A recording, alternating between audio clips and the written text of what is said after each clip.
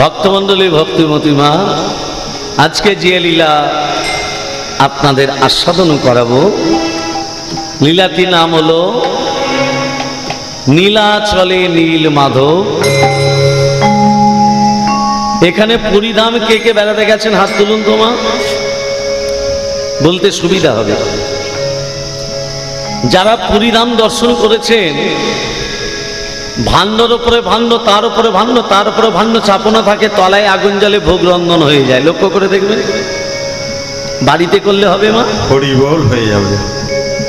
এর তত্ত্বটা কি? জগন্নাথ প্রতি বছর মাসির বাড়ি যায়। জগন্নাথের মাসিটাকে মন্দিরের চূড়ায় পতাকা দেওয়া থাকে না, থাকে না মা? থাকে।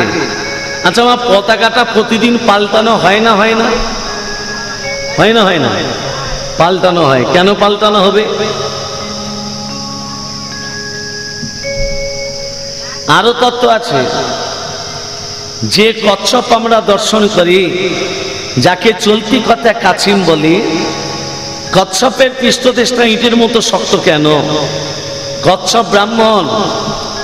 কচ্ছপকে মেরে দেওয়া মানে ব্রহ্ম হত্যা করা। হাত জোর করে বলবো, কেউ কোনোদিন যেন মেরে দেবেন না। রাধে রাধে। মারামারি ব্রহ্ম হত্যা করা। কচ্ছপ ব্রাহ্মণ হলো কি করে? আরো আছে। মন্দিরের ভিতরে কত হাত? পুরীধামের মন্দির, তার ভিতরা কত হাত? মন্দির করতে গেলে ভিত চাই, ভিতরা কত হাত? মন্দির ভিতর থেকে মন্দিরের চূড়াটা কত হাত? 18 নালা পেরিয়ে জগন্নাথকে দর্শন করতে 18 নালাটি কি? অনেক তত্ত্ব প্রকাশিত হবে। প্রথমেই তত্ত্বটা ধ্যান দেবেন। নবদ্বীপ এখানে বেড়াতে গেছেন তো সবাই? নবদ্বীপ গেছেন তো মা? নবদ্বীপ মানে কটা দ্বীপ? 9টা দ্বীপের কি কি নাম হয়ে গেল? অন্তদ্বীপ, সীমন্তদ্বীপ, কদ্রুপদ্বীপ, মাদ্রুপদ্বীপ, মধ্যদ্বীপ, কোনদ্বীপ, জানহদ্বীপ, ঋতুদ্বীপ, রুদ্রদ্বীপ। প্রথমেই তত্ত্বটা ধ্যান দেবেন। যে বছর আষাঢ় মাস মল মাস হবে, ভালো করে মা মন দিয়ে শুনবেন, যে বছর আষাঢ় মাস মল মাস হবে, সে বছর নতুন করে জগন্নাথ, বলরাম, সুভদ্রা গড়ন হয়। গড়ন হয় মানে তৈরি হয়। কোন গাছ থেকে 3টে মূর্তি তৈরি হবে? গাছটা হবে নিম গাছ। কোথায় পাওয়া যায়? নীলগিরি পর্বতের পাদদেশে 3টে গাছকে খোঁজা হবে।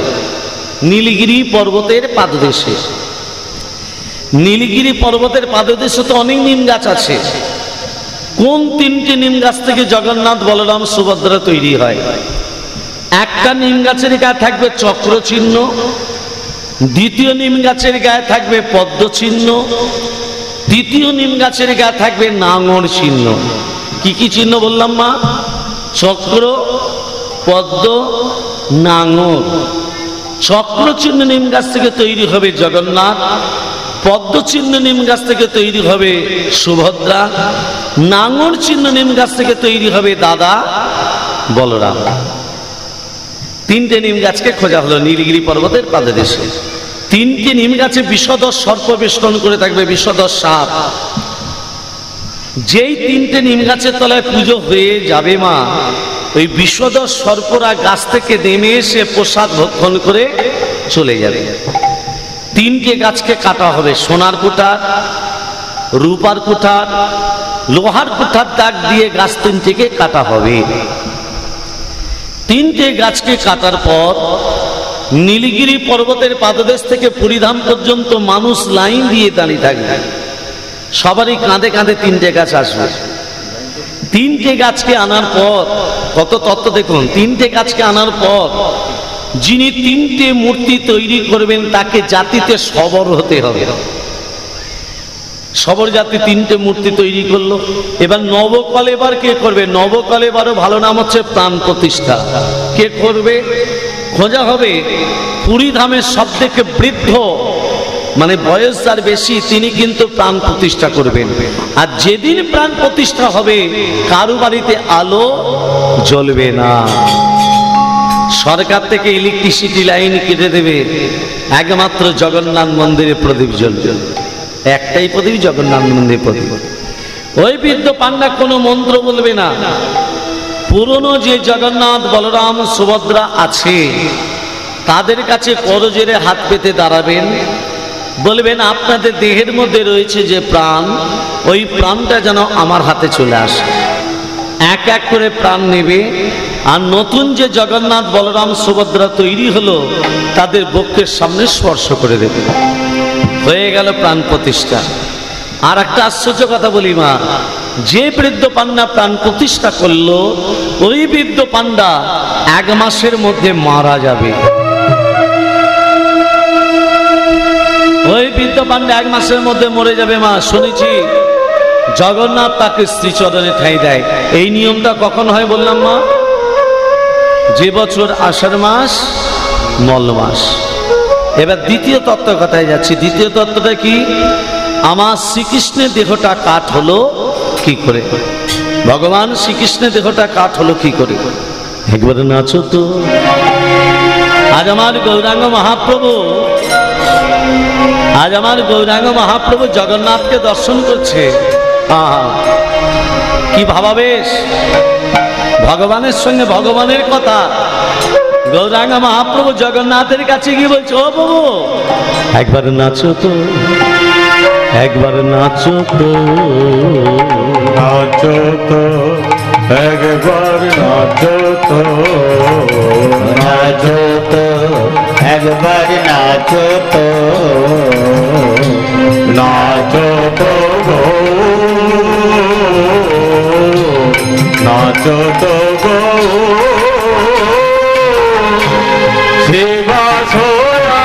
শিবাঙ্গিনার মাঝে বাহু তুলে ঘোড়া নাচে, রাঙা পায়ে সোনার নপুর বাজে বাজে, রাঙা পায়ে সোনার নপুর বাজে বাজে, শ্রী অদ্বৈত নিত্যানন্দ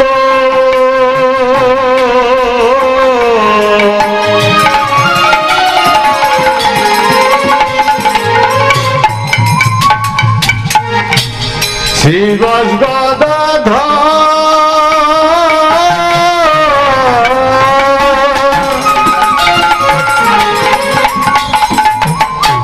তারি মাঝে নাচে নামান গৌরাঙ্গ সুন্দর,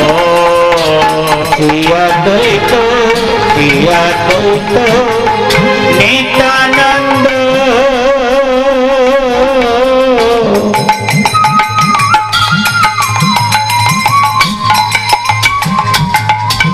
শ্রীবাস গদাধর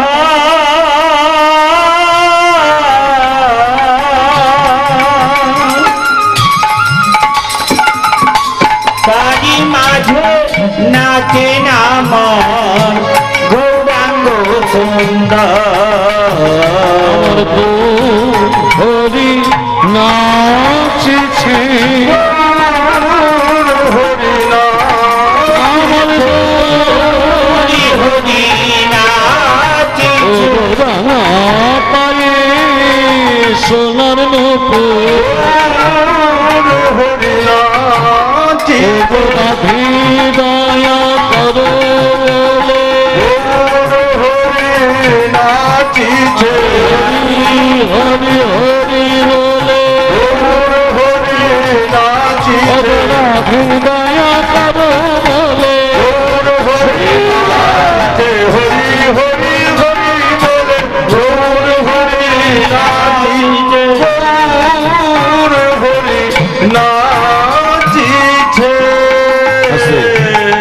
আজ আমার গৌর হরি জগন্নাথকে দর্শন করে বলছে, জগন্নাথ তুমি তো কৃষ্ণ, তুমি জগন্নাথ হলে কি করে?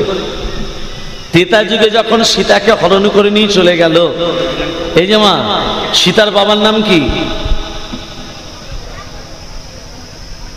সীতার বাবার নাম কি? না, জনকটা তো পদবী, নামটা কি?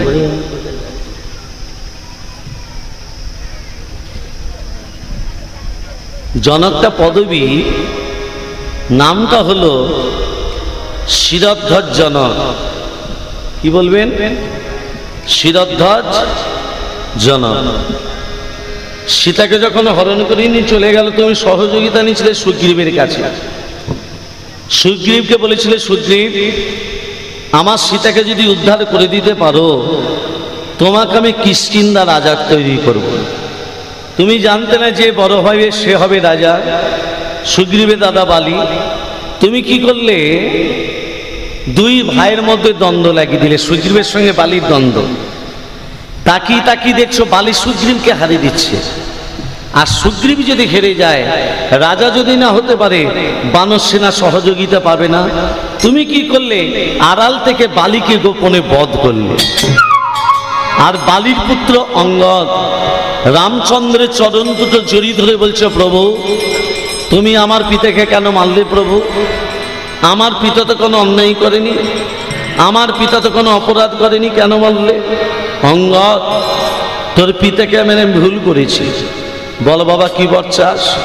অঙ্গদ বলছে, প্রভু তুমি আমাকে এই বর দাও, আমার পিতাকে যেমন তুমি তীরবিদ্ধ করে মেরেছো, তুমি আমাকে এই বর দাও, আমিও যেন তোমাকে ঠিক সেইভাবে তীরবিদ্ধ করে মারব।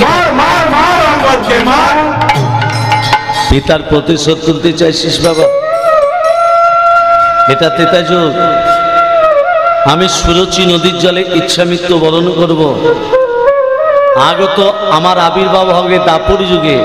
কৃষ্ণের আবির্ভাব কখনোই ছিল ভাদ্র মাস কৃষ্ণপক্ষ অষ্টমী তিথি রোহিণী নক্ষত্রে নিশ্চিত সময় আয়ুষ্মান যোগে কৌলিক বরণে সিংহ রাশি চন্দ্রে বিশ্ব লগ্নে রবির ভোনায় বুধের কন্যে শুক্রের নবাংশে মঙ্গলের আধাংশে বৃহস্পতিবার তৃতীয়াংশে। মনে থাকবে?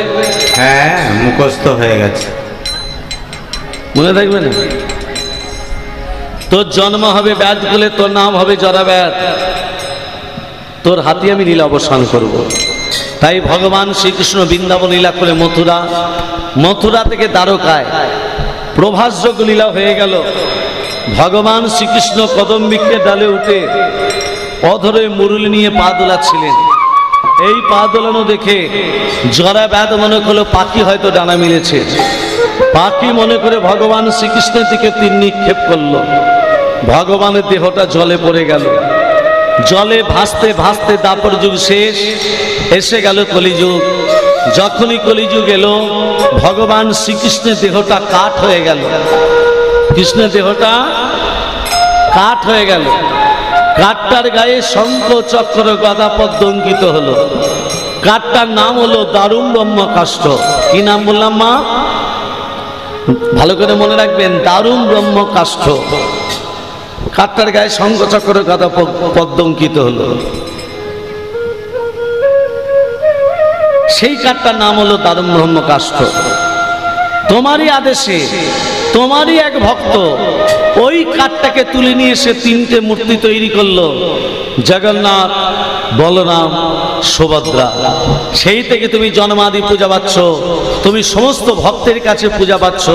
তাই তোমার নাম জয় জগন্নাথ, জয় জগন্নাথ, জয় জগন্নাথ, জয় জগন্নাথ, জয় জগন্নাথ, জয় জগন্নাথ, জয় জগন্নাথ, জয় জগন্নাথ, জয় জগন্নাথ, জয় জগন্নাথ, জয় জগন্নাথ। এই লীলা আস্তে আস্তে, এই লীলা আস্বাদন করতে গেলে এই বৃন্দাবনে বসে সবাই মিলে দুবাহু তুলে একটু ভজন গান করতে হবে প্রেম সে। আর আস্তে আস্তে যেখানে হরিনাম হয় সেটা হলো বৃন্দাবন। হ্যাঁ ও মা, তুলসী কানন যত্র তত্র বৃন্দাবন করি, যেখানে তুলসী গাছ সেখানে বৃন্দাবন। হ্যাঁ মায়েরা তুলসী পাতা তোলার সময় মন্ত্র বলেন, ওই চরপর করে তুলে নেওয়া হয়। আমি দুটো মন্ত্র শিখিয়ে দিচ্ছি। এক, তুলস্য মিতনামসী ধাম নামাসী সদাত্তং কেশব প্রিয়া। কেশবার্তে চিনামিতং বরদা ভব শোভনে। 2 বৃন্দাই তুলসীদেব বই প্রিয়াই কেশবাস্য বিষ্ণুর ভক্তে প্রদে দেবী সত্যবত্যই নমো নম। মনে রাখবে,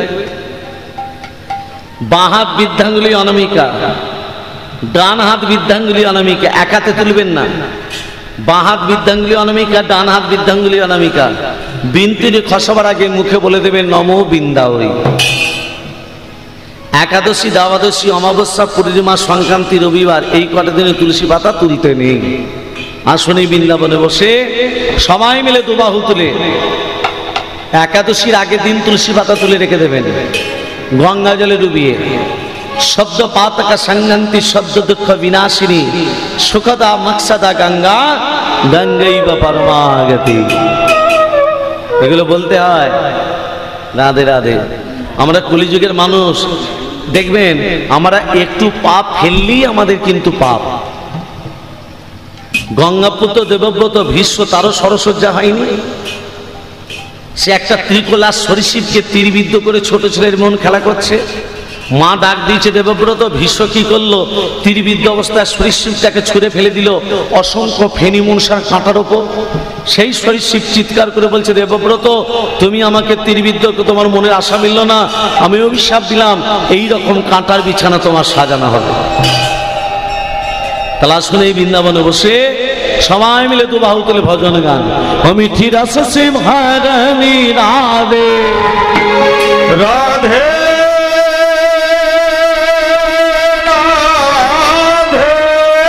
রাধে রাধে রাধে রাধে রাধে। অমিঠি রস সিংহারণী রাধে রানী লাগে রাধে রানী লাগে বলো অমন অমন পারো পারো যমুনা জি কো পানি লাগে।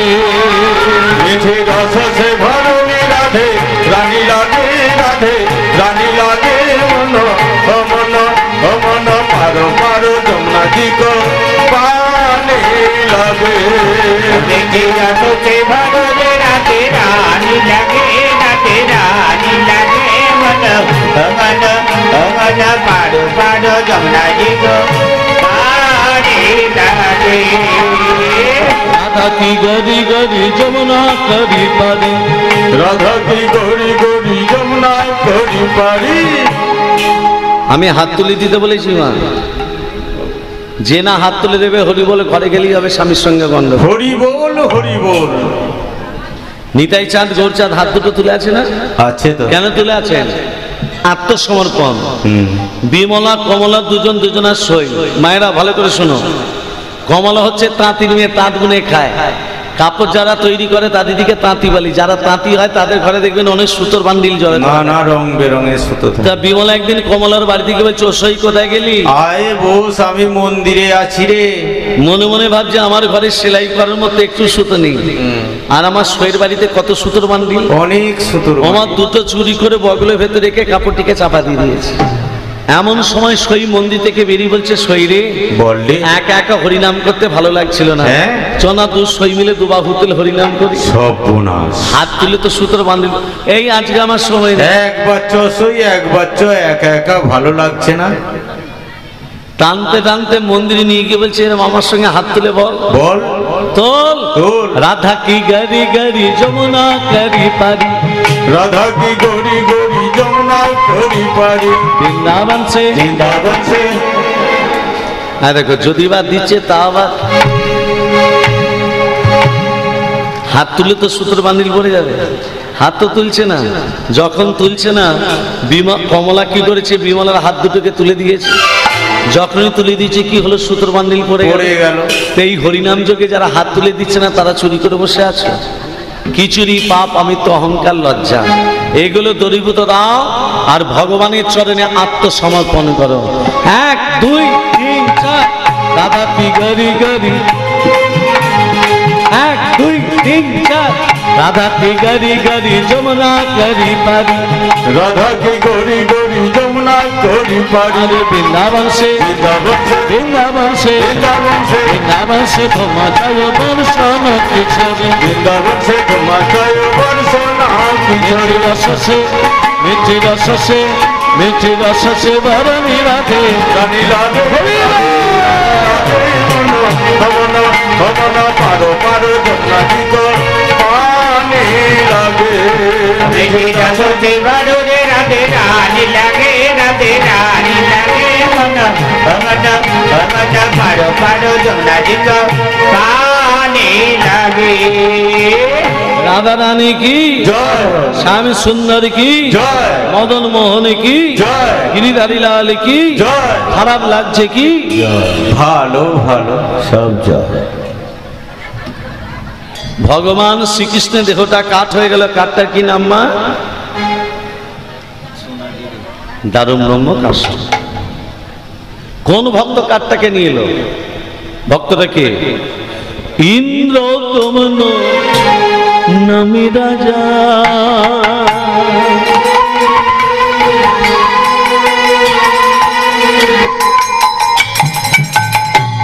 অবন্তী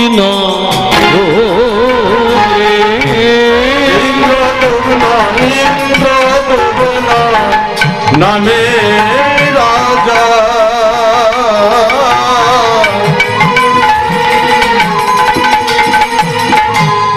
অবন্তী নগরে ইন্দ্র দমন নামে রাজা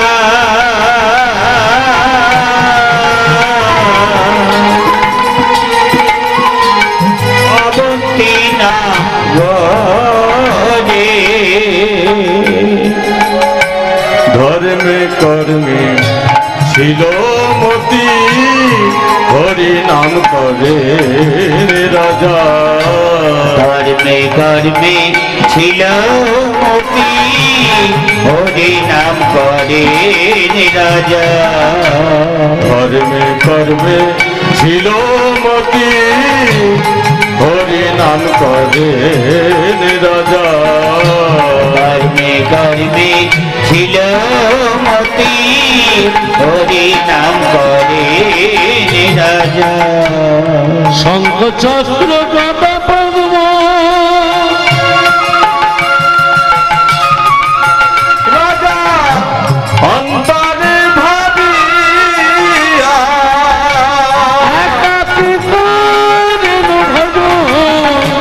নয়ন ভজিয়া রাজা একাকী করিবে ভজ দুকার ভজিয়া তোর নয়ন জলে বিরাম নাই রে নয়নে জলের বিরাম নাই রে জলের বিরাম নাই রে একাকী করেন ভজ নয়নে জলের বিরাম নাই রে সদাই বলে হরি হরি জলের বিরাম নাই রে সদাই বলে হরি হরি জলের বিরাম নাই রে মুখে বলে হরি হরি নয়ন জলের বিরাম নাই রে সদাই বলে হরি হরি নয়ন জলের বিরাম নাই রে নয়ন জলের বিরাম নাই রে একাকী করেন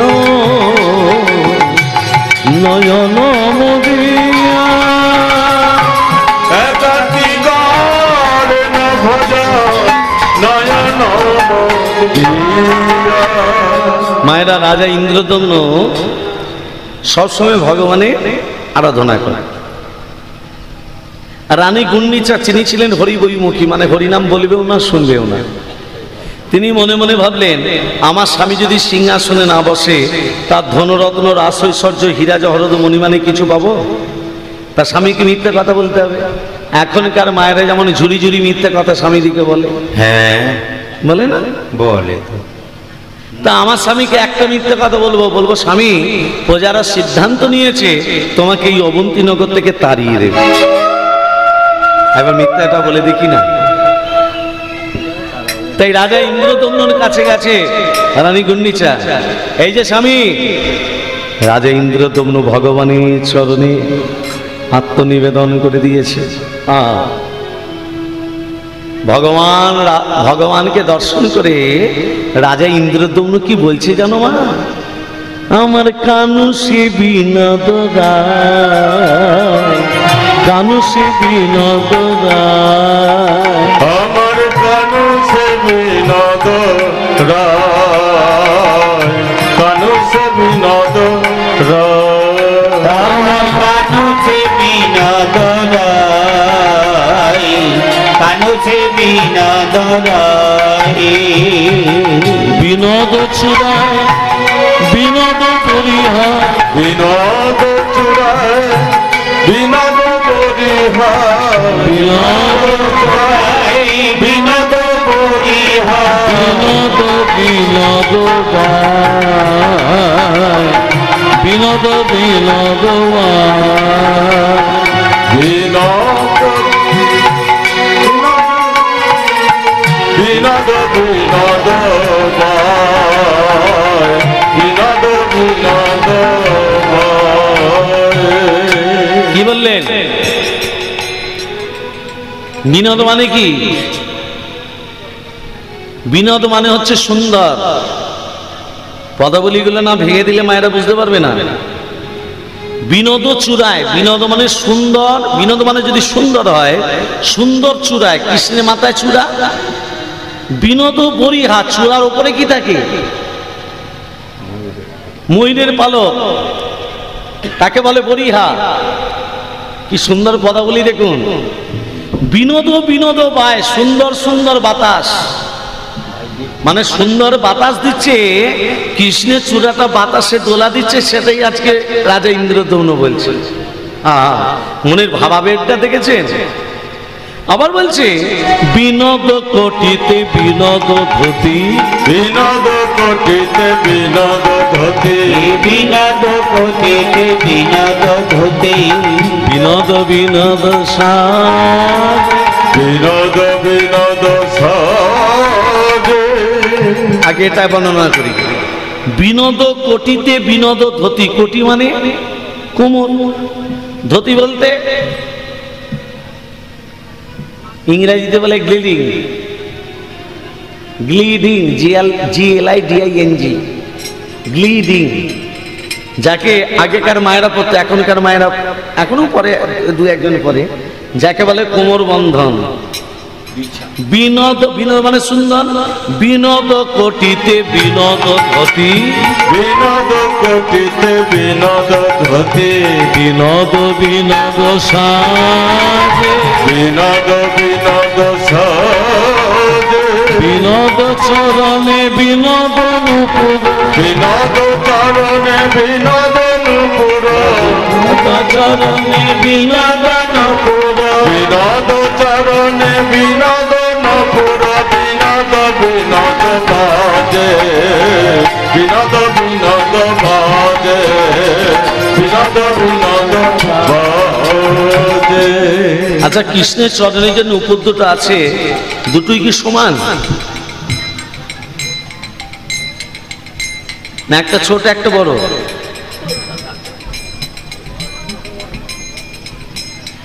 বড়টাকে গুরুদেব, ছোটটাকে শিষ্য। কর্ণমুনি বিশ্ববসুমুনি, জানেন তো নূপুরের ব্যাপার?